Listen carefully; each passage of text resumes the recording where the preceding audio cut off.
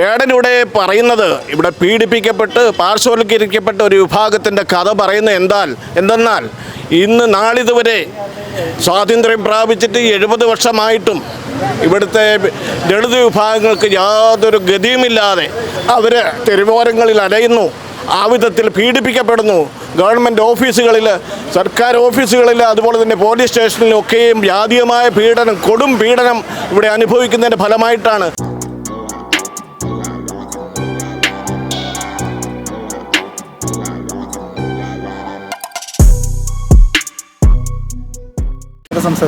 ജാതീയമായി ഇവിടുത്തെ പാർശ്വവൽക്കരിക്കപ്പെട്ട ജനങ്ങളെ ഇവിടെ പീഡിപ്പിക്കുകയും അതുപോലെ തന്നെ ഇവിടെ ജാതി ഇല്ല എന്ന് പ്രഖ്യാപിക്കുകയും ചെയ്യുന്ന ഒരു നയമായി ഇവിടുത്തെ സമ്പന്ന വിഭാഗങ്ങൾ ഇവിടുത്തെ ഭരണകൂടവും നടത്തുന്നത്. അതെന്തുകൊണ്ടെന്നാൽ ഇവിടെ യാതൊരു വിധത്തിലും ഒരു പിടി വീട് വയ്ക്കാനുള്ളൊരു ഭൂമിയോ അതുപോലെ തന്നെ നല്ലൊരു വീടോ ഇല്ലാത്തൊരു വിഭാഗങ്ങൾ ജാതീയമായി അവഗണിക്കപ്പെടുമ്പോൾ കാലാകാലങ്ങളായി ഇവിടെ ഭരിച്ചുകൊണ്ടിരിക്കുന്ന ഗവൺമെൻറ് യാതൊരു വിധത്തിലുള്ള ഒരു സംരക്ഷണം തരുന്നില്ല എന്നുള്ളതാണ് ഇവിടെ ഇന്ന് നടമാടുന്ന പല വിഷയങ്ങളിലും ദളിത് വിഭാഗങ്ങൾക്കുള്ളത്. വേടനിവിടെ പറയുന്നത് ഇവിടെ പീഡിപ്പിക്കപ്പെട്ട് പാർശ്വവൽക്കരിക്കപ്പെട്ട ഒരു വിഭാഗത്തിൻ്റെ കഥ പറയുന്നത് എന്തെന്നാൽ ഇന്ന് നാളിതുവരെ സ്വാതന്ത്ര്യം പ്രാപിച്ചിട്ട് 70 വർഷമായിട്ടും ഇവിടുത്തെ ദളിത് വിഭാഗങ്ങൾക്ക് യാതൊരു ഗതിയുമില്ലാതെ അവർ തെരുവോരങ്ങളിൽ അലയുന്നു, ആ വിധത്തിൽ പീഡിപ്പിക്കപ്പെടുന്നു. ഗവൺമെൻറ് ഓഫീസുകളിൽ, സർക്കാർ ഓഫീസുകളിൽ, അതുപോലെ തന്നെ പോലീസ് സ്റ്റേഷനിലൊക്കെയും ജാതീയമായ പീഡനം, കൊടും പീഡനം ഇവിടെ അനുഭവിക്കുന്നതിൻ്റെ ഫലമായിട്ടാണ്. അതുകൊണ്ട് ഈ ബിന്ദു എന്ന സഹോദരിയെ ഈ വിധത്തിലുള്ള പീഡനത്തിന് ഇരയാക്കിയ പോലീസ് ഉദ്യോഗസ്ഥനെ സർവീസിൽ നിന്ന് പിരിച്ചുവിടണമെന്നാണ് ഞങ്ങൾ ആവശ്യപ്പെടുന്നത്. വേടനെ ഇപ്പോൾ ഈയിടെയായിട്ട് കമ്മ്യൂണിസ്റ്റ് ഭരണകൂടത്തിലുള്ള ആളുകളൊക്കെ ഭയങ്കരമായിട്ട് സപ്പോർട്ട് ചെയ്യുന്നു, വേദി കൊടുക്കുന്നു. പക്ഷേ വേടൻ അകത്ത് പോയ ആ സമയത്ത് ഇവരുടെ ഈ ഒരു പിന്തുണയൊന്നും കണ്ടില്ലായിരുന്നു. പക്ഷേ അത് കഴിഞ്ഞ് ജനങ്ങളെല്ലാവരും വേടനൊപ്പം നീങ്ങുന്നൊരു സാഹചര്യം വന്നപ്പോൾ ഇവർ പ്ലേറ്റ് മാറ്റിയതാണെന്ന് തോന്നുന്നുണ്ടോ? തീർച്ചയായിട്ടും അങ്ങനെ തന്നെയാണ്. അങ്ങനെയാണതിൻ്റെ. വേടനെ സംബന്ധിച്ചിടത്തോളം വേടൻ പറയുന്നത് സത്യമാണെന്നും ആ കഥകൾ കേൾക്കാൻ ഈ ഇന്നത്തെ തലമുറ ആകാംക്ഷ കാണിക്കുകയും ഓടിക്കൂടുകയും ചെയ്യുമ്പോൾ ഇന്നത്തെ ഈ സമൂഹത്തിൻ്റെ നിലപാടുകൾ മാറിപ്പോകും, ഭരണകൂടങ്ങൾക്ക് ഒരു ഭീഷണിയാകും, ജനങ്ങളുടെ ഐക്യത്തോടുകൂടി ഈ പീഡിപ്പിക്കപ്പെടുന്നവൻ്റെ ഒപ്പം നിൽക്കുമെന്നുള്ളൊരു ഭീതി ഭരിക്കുന്നവർക്കുണ്ട്. ഇപ്പോൾ സംഘപരിവാറിൻ്റെ ചില പരാതികൾ വേടനെതിരെ ഇപ്പോൾ കൊടുത്തിട്ടുണ്ട്. കഴിഞ്ഞ ദിവസങ്ങളിൽ നമ്മൾ വാർത്തയിൽ കണ്ടിരുന്നു. ഈ ശശികല എന്ന് പറയുന്ന ടീച്ചർ എന്നൊക്കെ വിളിക്കപ്പെടുന്ന ഒരു പുള്ളിക്കാരത്തിയുടെ വിദ്വേഷ പ്രസംഗം നമ്മൾ കണ്ടിരുന്നു. NIA-ക്കൊക്കെയാണ് പരാതി കൊടുക്കുന്നത്. മോദിയെ പറഞ്ഞു, അങ്ങനെയാണ് ഇങ്ങനെയാണ്. 5 വർഷം മുമ്പ് ഇറങ്ങിയ പാട്ടിലാണെന്ന് ആലോചിക്കണം. അതിൽ വരികൾ കോറിയെടുത്തുകൊണ്ട് ഇത് മോദി ഉദ്ദേശിച്ചാണ് അങ്ങനെയൊക്കെ പറഞ്ഞ് നിരന്തരമായി അവർ വേട്ട തുടങ്ങുകയാണ്. അപ്പോൾ ഇതിനൊക്കെ എങ്ങനെയാണ് പ്രതിരോധിക്കുക? ശരിക്കും പറഞ്ഞു കഴിഞ്ഞാൽ വേടൻ ഇവിടെ പുറത്തു വിട്ടിരിക്കുന്നത് വലിയൊരു വിപ്ലവത്തിൻ്റെ ജ്വാലയാണ്.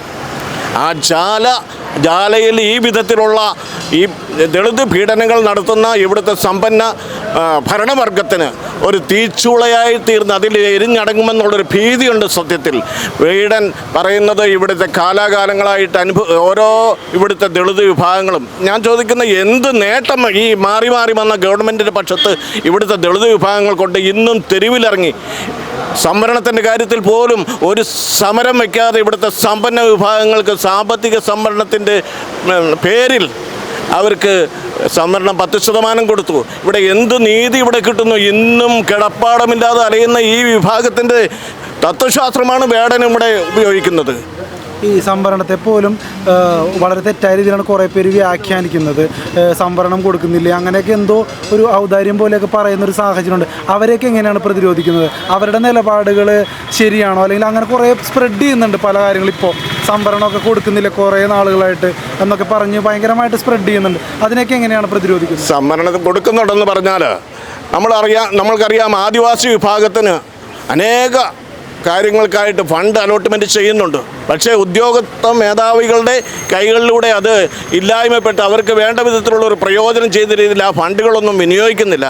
പട്ടിക വിഭാഗങ്ങൾക്ക് ഫണ്ട് അലോട്ട്മെൻറ്റ് ചെയ്താൽ അത് പല സ്വയംഭരണ സ്ഥാപനങ്ങളും ചെലവഴിക്കുന്നില്ല. ഈ വിധത്തിൽ എത്തേണ്ട സ്ഥലത്തേക്ക് ഇവർ സർക്കാരിൻ്റെ അലോട്ട്മെൻറ്റുകൾ അവിടെ എത്തിച്ചേരുന്നില്ല, അവർക്ക് പ്രയോജനപ്പെടുന്നില്ല. ഈ വിധമൊക്കെ ദളിത് സംഘടനകൾ തിരിച്ചറിഞ്ഞുകൊണ്ടിരിക്കുക. അതുകൊണ്ട് ശക്തമായ ഒരു മുന്നേറ്റം ദളിത് വിഭാഗങ്ങളുടെ ഇപ്പോൾ ചേരമസാമ്പോ ഡെവലപ്മെൻറ്റ് സൊസൈറ്റി മറ്റുള്ള സംഘടനകളുമായിട്ട് ഏകോപിച്ചുകൊണ്ട് വൻ ശക്തിയായി നിന്നുകൊണ്ട് ഇവിടെ ഒരു അംബേദ്കർ യുഗത്തിന് വേണ്ടിയിട്ട് ഞങ്ങൾ പോരാടാൻ തീരുമാനിച്ചിരിക്കുക. ഇവിടുത്തെ ഈ വിധത്തിലുള്ള ഒരവസ്ഥ ഇവിടുത്തെ ദളിത് വിഭാഗങ്ങൾക്ക് മാറണം വേറും എന്ന് ആഗ്രഹിക്കുന്നു.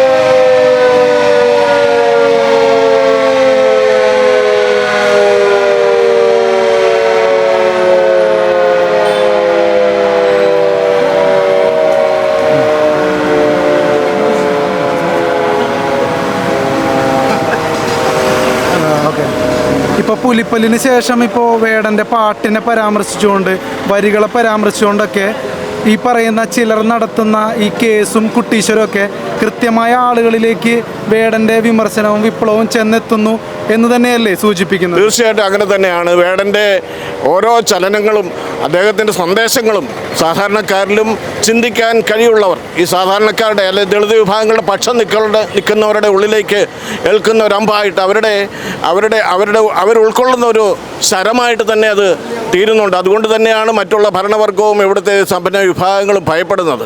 അപ്പോൾ ഇത്തരത്തിലുള്ള കേസുകളൊക്കെ ഇനിയും തുടർന്ന് വരുമ്പോൾ ഈ വേടനോടും മറ്റൊക്കെ പറയാനുള്ളത് എന്താണ്? വേടനുള്ളൊരു പിന്തുണയൊക്കെ എങ്ങനെയാണ് നിങ്ങൾ അറിയിക്കുന്നത്? തീർച്ചയായിട്ടും ഇവിടുത്തെ ദളിത് വിഭാഗങ്ങളുടെയും ചിന്തിക്കുന്ന സാമൂഹ്യ പ്രവർത്തകരുടെയും സപ്പോർട്ട് എക്കാലവും വിവേകമുള്ള ആളുകളുടെ, പ്രത്യേകിച്ച് ദളിത് വിഭാഗങ്ങളുടെ കൂട്ടായ ഒരു പിന്തുണ, കേരളത്തിലെ ദളിത് വിഭാഗങ്ങളുടെ ഒരു പിന്തുണ ഈ വിധത്തിലുള്ള ഒരു പ്രവർത്തനത്തിന്, വേടൻ്റെ എല്ലാവിധമായ പ്രവർത്തനങ്ങൾക്കും അദ്ദേഹത്തിന് സപ്പോർട്ട് ചെയ്യുമെന്ന് ഞങ്ങൾ ഉറച്ച് പറയുകയാണ്. തീർച്ചയായിട്ടും. Thank you so much. Okay.